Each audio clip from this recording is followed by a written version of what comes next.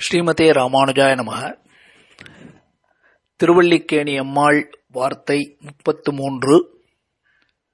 திருவல்லிக்கேணி பெண்பிள்ளை ரகசியம் 33. கைதூக்கிக் காட்டினேனோ எம்பாரைப் போலே.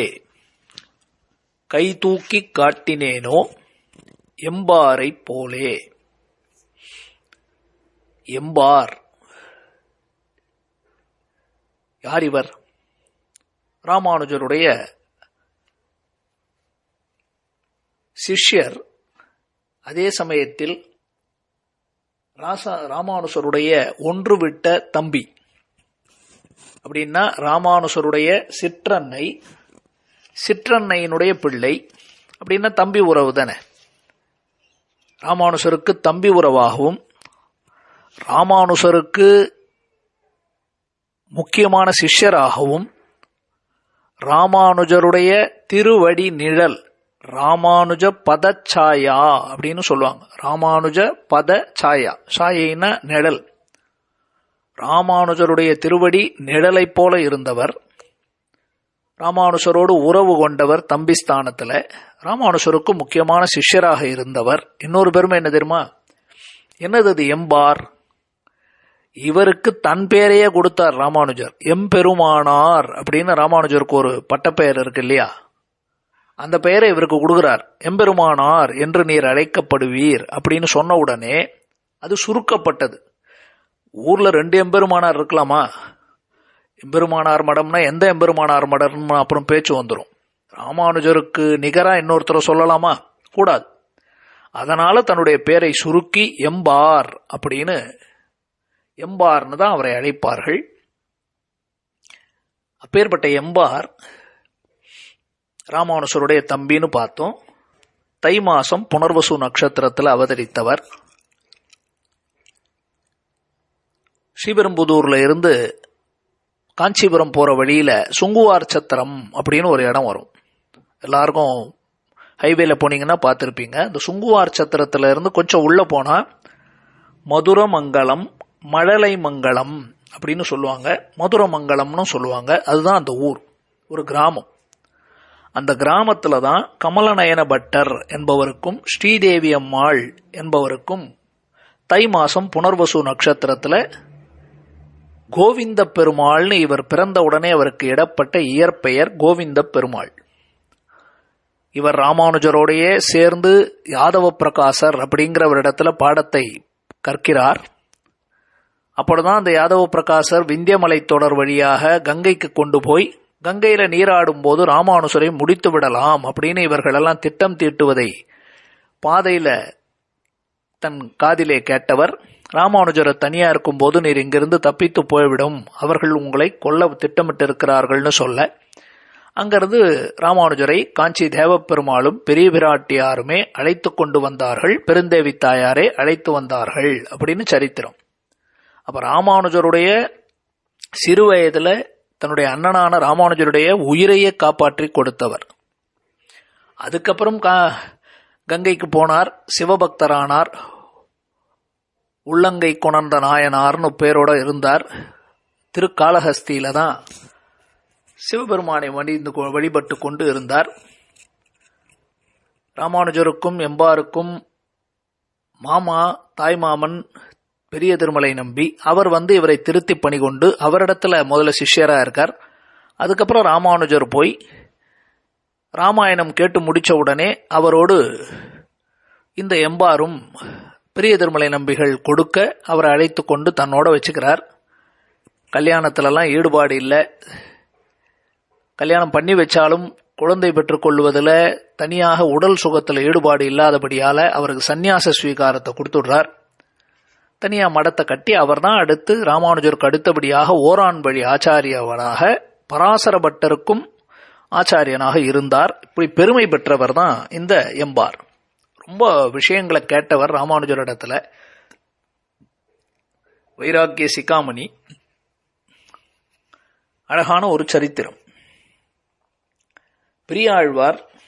பெரியாழ்வார் திருமொழி என்று அழகாக 461 பாடல்களை கொண்ட 5 பத்துக்களை கொண்ட அழகான பாடல் வடிவங்கள் வண்ணமாடங்கள் சூழ் திருக்கோட்டியூர் கண்ணன் கேசவன் நம்பி பிறந்தனில் அப்படின்னு தொடங்கி உலகத்திலேயே கிருஷ்ணனை அனுபவித்தவர்கள் பல பேர் இருக்கலாம், கிருஷ்ண பரமாத்மாவை அனுபவித்தவர்கள். ஆனால் எந்த பக்தருமே கண்ணனுடைய குழந்தை பருவத்திலே அவருடைய பிள்ளை பருவம் ஒவ்வொன்றையும் விடாமல் அனுபவித்தவர் யாராவது இருக்கிறாரா என்று பார்த்தால் யசோதை பிராட்டி அனுபவிச்சிருக்கலாம்.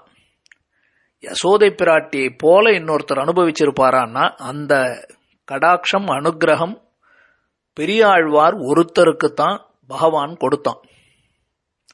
பெரியாழ்வார் திருமொழியில கிட்டத்தட்ட 356 திருமொழி வரையில கிருஷ்ணானுபவம் தான். அதுவும் படிக்கட்டா முதல் 3 திருமொழிகள் கண்ணன் பிறந்தான், கண்ணனுடைய அவயவங்களை பாடுகிறாள், கண்ணன் பிறந்துட்டான்னு தேவர்கள் கொடுத்த பரிசுகளை எல்லாம் கொண்டாடி பாடுகிறாள். இது முதல் 3 திருமொழிகள்.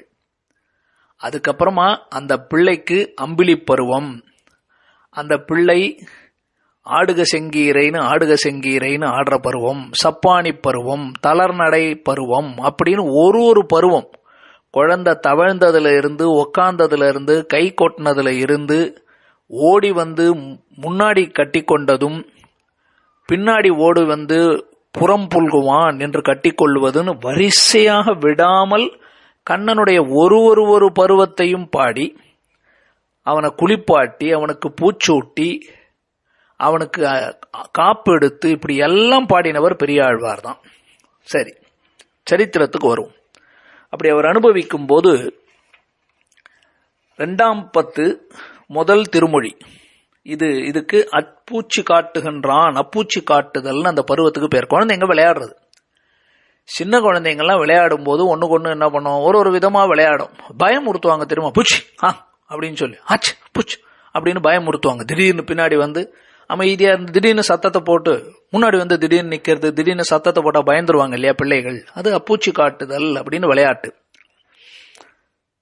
இது சாதாரணமா அந்த காலத்துல எப்படி விளையாடுவாங்கன்னாக்கா, கண் இருக்கு இல்லையா, நம்முடைய கண்ணினுடைய மேல் ரப்பையை அப்படி திருப்பி போட்டோம்னா உள்ள செவப்பா இருக்கும். பூச்சி அப்படின்னு அதை கண்ணை அப்படி ரப்பையை திருப்பி காட்டுவாங்க. இதெல்லாம் இப்ப விளையாட்டு போச்சு, எல்லாம் இன்னைக்கு மொபைல் போன்ல விளையாடுறாங்க பிள்ளைகள். அப்பூச்சி காட்டுதல் அப்படின்னு அதுக்கு பேர். அத பதிகமா பாடுறார் 2ஆம் பத்து முதல் திருமொழியில. உங்க எல்லாருக்குமே தெரியும், ஸ்ரீரங்கத்துல முத்தமிழ் விழா அப்படின்னு சொல்றதுதான் இந்த வைகுண்ட ஏகாதசி சமயத்தில் நடக்கக்கூடிய திரு அத்தியன உற்சவம்.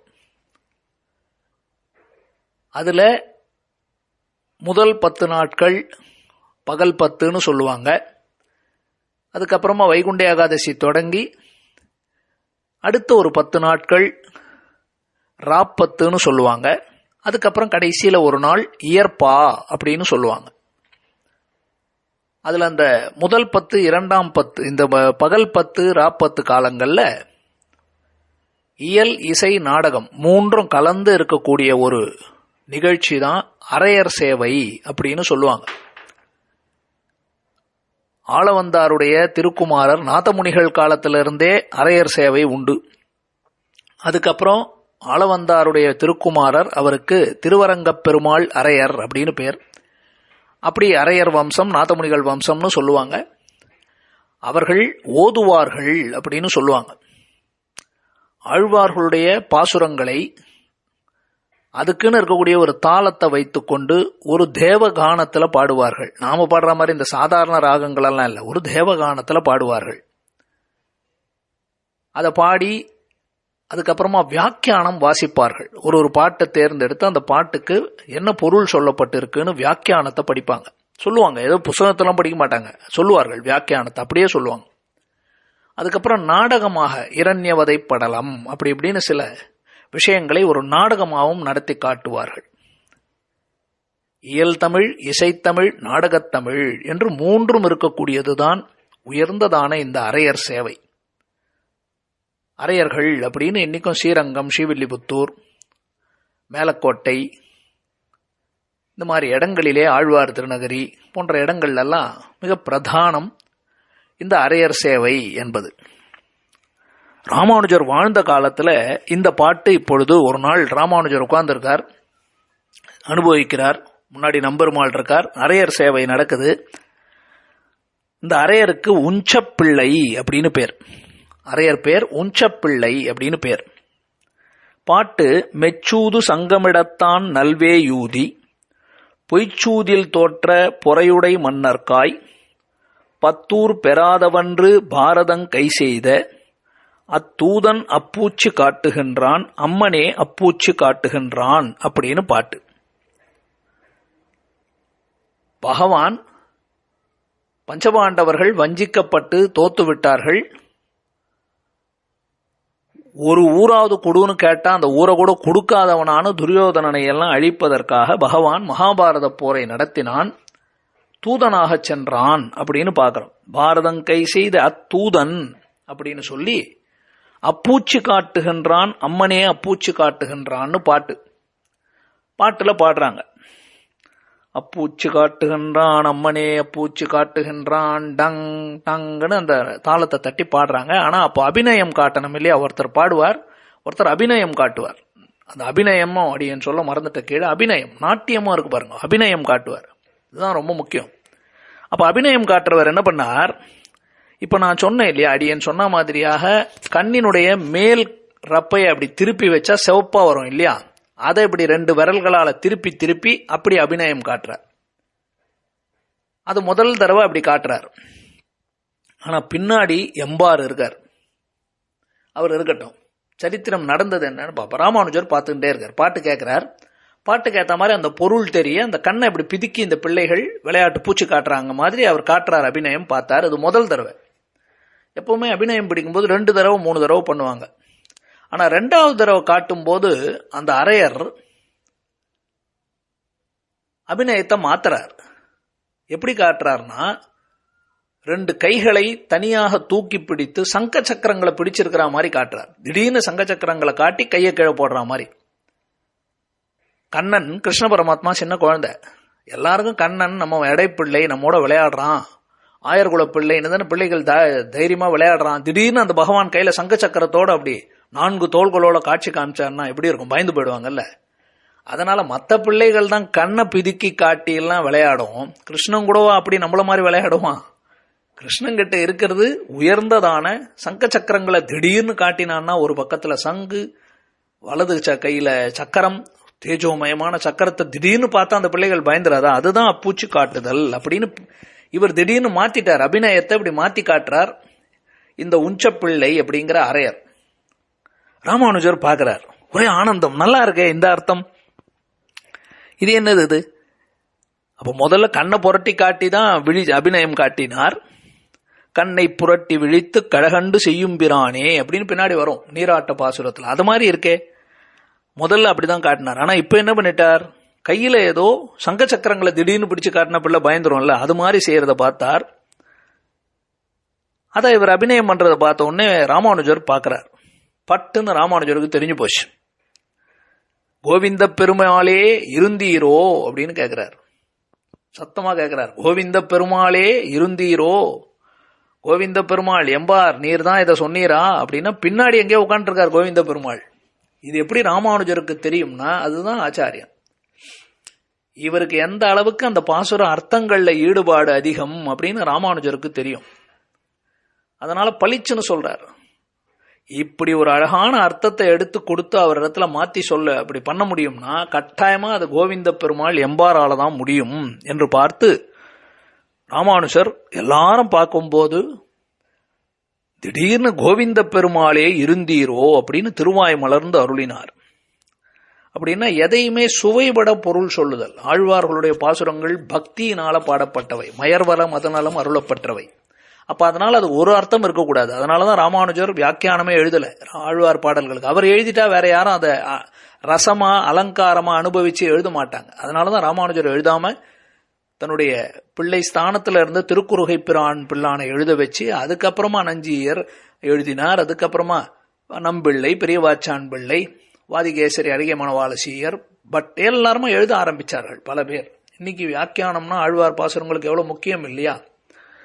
அப்படி அதுல முதல்ல இருந்தவர் எம்பார். அவருடைய அருளிச் செயல்களுக்கு இப்படி அற்புதமான பொருள் சொல்லக்கூடிய அந்த ஒரு ஞானம் எம்பாருக்கு இருந்ததே, கைதூக்கி சொன்னாரே, அது எனக்கு இல்லையே என்று 33வது வாக்கியம், கைதூக்கி காட்டினேனோ எம்பாரை போலே. அடுத்து 34வது வாக்கியம், பட்டோலை கொண்டேனோ பிள்ளையை போலே. பட்டோலை கொண்டேனோ பிள்ளையை போலே. அடுத்த பதிவிலே அனுபவிப்போம். ஸ்ரீமதே ராமானுஜாய நமஹ. எம்பார் திருவடிகளே சரணம்.